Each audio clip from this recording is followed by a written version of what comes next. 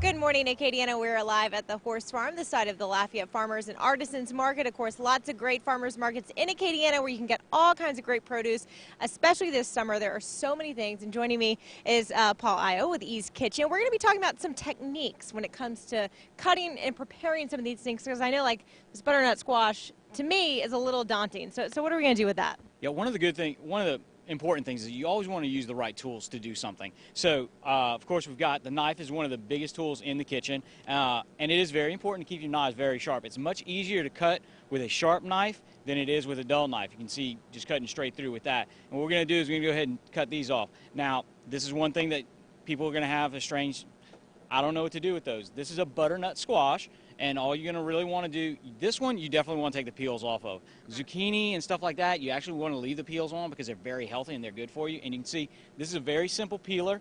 It's very easy to use. I like cutting the tops off, and that way we can just peel the peel right off. And I mean, it comes, well, with the right tools, it is easy. Yeah. So these just come right off, and then you can cut this up. You can cut it into slices. You can bake it in the oven, or you could do it on a grill, and then you can also use these to make them into soup.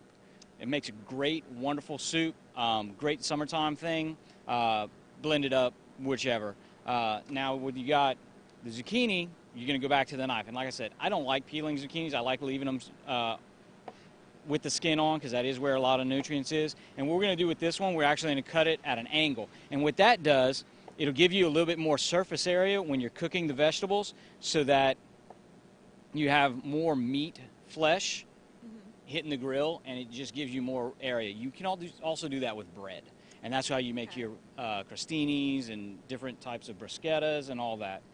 And you were asking about the sharpness of a knife. Right. I know safety-wise, too, it's really important that you have a sharp knife. I guess tell us about that. Well, safety-wise, it is very important to have a sharp knife, because that way they're going to cut through everything. And we had talked about it. This is a regular tomato, and everybody has trouble cutting tomatoes. Okay, we all know it. You can use a little serrated knife or whatever, but if you have a really sharp knife, and you can see that just cuts right through it, no problem. And what Gregory was doing earlier, and we're going to show how to dice up. You're going to cut these, you're going to cut it really small, and just do as even of a cut as you possibly can, and try to keep your fingers out of the way, because you don't want to take those off. No. It's not good.